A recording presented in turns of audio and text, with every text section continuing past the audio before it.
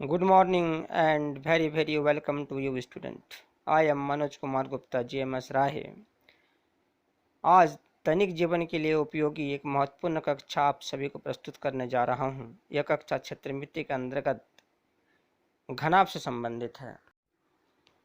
घनाभ जिसको इंग्लिश में क्यूबॉइड कहते हैं, इसकी परिभाषा तुम सभी अपने अपने नोटबुक में लिखेंगे।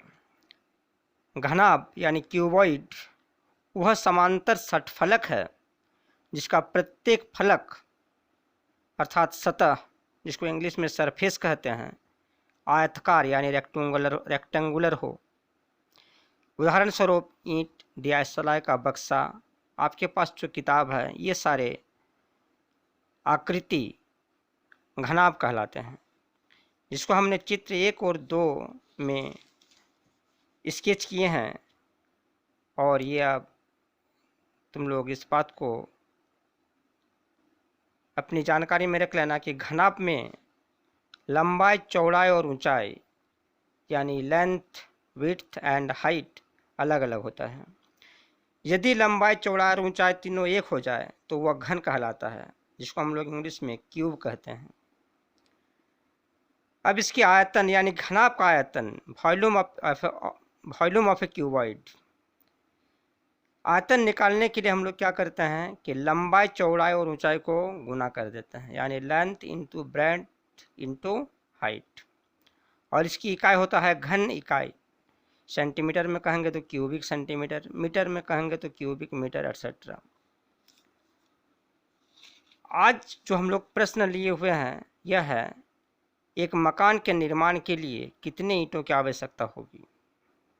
बच्चों, इस प्रश्न के उत्तर के लिए जैसे न अभी हमने कहा, गणित के क्षेत्रमिति से संबंधित घनाभ की संकल्पना की जानकारी आवश्यक होती है।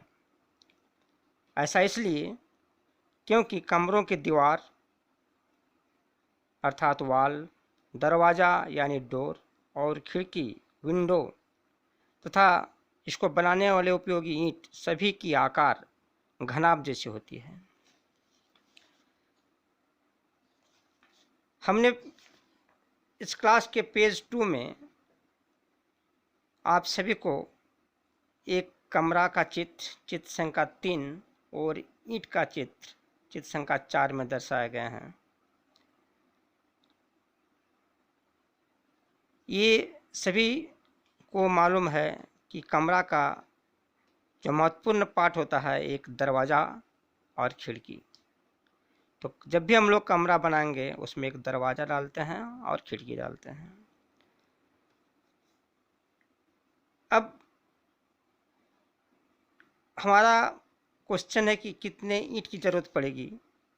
इसके लिए हम ईंटों की आज वर्तमान का आकार लगभग 10 इंच गुना 5 इंच गुना 3 इंच यानी 10 इंच लंबाई, 5 इंच चौड़ाई और 3 इंच मोटाई की होती है, जिसकी सेंटीमीटर में लंबाई होता है 24 सेंटीमीटर, चौड़ाई होता है 12 सेंटीमीटर और मोटाई 8 सेंटीमीटर।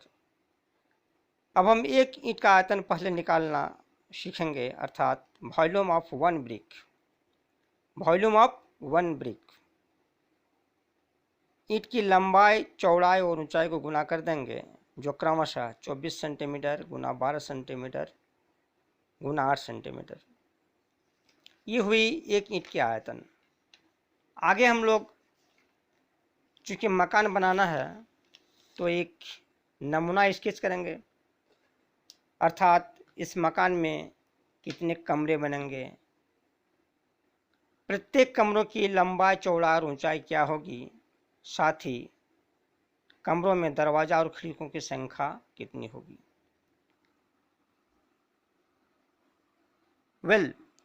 बच्चे, अब हम किसी एक कमरा को बनाने के लिए आवश्यक ईंटों की संख्या को ज्ञात करेंगे। मान लिया कि निर्माण किया जाने वाले कमरा का लंबाई है 5 मीटर, चौड़ाई 4 मीटर, ऊंचाई 3 मीटर।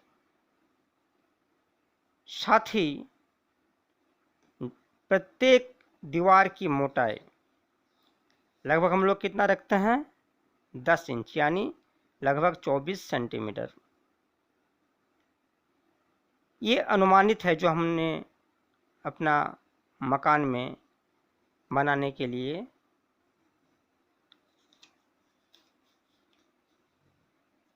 लंबाई चौड़ाई और ऊंचाई रखेंगे।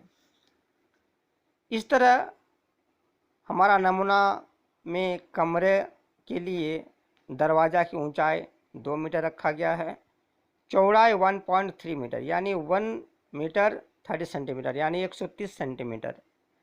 उस तरह खिड़की का ऊंचाई हम लोग मान लेते हैं 1 मीटर, चौड़ाई 1.5 मीटर। अब इस कमरा को बनाने में आवश्यक ईंटों की संख्या को गणना हम लोग करते हैं। तो इसकी गणना के लिए क्या करना है कि सबसे पहले लंबाई के अनुदिश जो दीवार बनेंगे उसका आयतन निकालेंगे, जिसकी माप है 5 मीटर लंबा, 3 मीटर ऊंचा और दीवार की मोटाई है 24 सेंटीमीटर। अर्थात इस दीवार का आयतन हो गया 5 मीटर गुना 3 मीटर गुना 24 सेंटीमीटर। अब चूंकि एक माप सेंटीमीटर में है, इसलिए सभी मापों को हम लोग सेंटीमीटर में कन्वर्ट कर देते हैं। जैसा कि हम लोग जानते हैं 1 मीटर बराबर 100 सेंटीमीटर, अतः 5 मीटर बराबर 500 सेंटीमीटर गुना 3 मीटर अर्थात 300 सेंटीमीटर गुना 24 सेंटीमीटर। तीनों को एक साथ कर देंगे तो 500 गुना 300 गुना 24 घन सेंटीमीटर हो जाएगा लंबाई के अनुदिश वाली दीवार का आयतन। स्पष्टतः लंबाई का अनुदिश 2 दीवार होंगे। फिर ईंट का आयतन हम लोग निकाल लिए हैं, अतः लंबाई में लगे ईंटों की संख्या क्या हो जाएगा, तो हमारा देखो यहाँ पर सूत्र है वांछित ईंटों की संख्या बराबर दीवार का आयतन बट्टा एक ईंट का आयतन। और अभी हमने जैसा निकाला दीवार का आयतन लिख देंगे 500 गुना 300 गुना 24, और चूँकि 2 दीवार है इसलिए इसको 2 से गुना कर देंगे और डिवाइड करेंगे एक ईंट का आयतन से। इस प्रकार जब हम लोग गुना करके डिवाइड करते हैं तो ईंटों की संख्या निकलती है 3125। उसी तरह चौड़ाई के अनुदिश लगे ईंटों की संख्या हम लोग निकालते हैं तो क्या मिलता है, ईंटों की संख्या 2500। अब कमरा को बनाने के लिए एक दरवाज़ा और एक खिड़की छोड़नी है, अतः दरवाज़ा एवं खिड़की में लगने वाली ईंटों की संख्या को उपरोक्त संख्या में से घटा देना है। अब हम लोग दरवाज़ा में लगे ईंटों की संख्या को निकालेंगे तो ये हो जाएगा 2 metre into 130 centimetre into 24 centimetre divide by 24 into 12 into 8, that is the volume of 1 brick. अब इसको जब हम लोग कैलकुलेशन करते हैं तो क्या पाते हैं कि दरवाज़ा में लगने वाले ईंटों की संख्या निकलती है 271। अभी हम लोग देखें 3250 बाई 12 को जब हम लोग डिवाइड करते हैं यानी 3250 को 12 से, तो इसकी वैल्यू आती है 270.8333। चूँकि 270.83 है तो ईंट हम जो डेसिमल फ्रैक्शन है उसको 270 को 1 बढ़ा के 271 ईंटा मान लेते हैं। इस तरह खिड़की में लगने वाले की ईंटा की हम लोग गिनती निकालते हैं तो होता है 625/4 यानी 156.25 अर्थात 157 ईंट। अब हमारे पास लंबाई के अनुदिश और चौड़ाई के अनुदिश ईंटों की संख्या भी मिल गई है और दरवाज़ा और खिड़की में लगने वाली ईंटों की संख्या भी मिल गई है। तो पूरा कमरा बनाने के लिए लगने वालों की ईंटा की संख्या क्या हो जाएगा, दोनों दीवार में लगने वाली ईंटों की संख्या में दरवाज़ा और खिड़की में लगी ईंटों की संख्या को माइनस कर देंगे।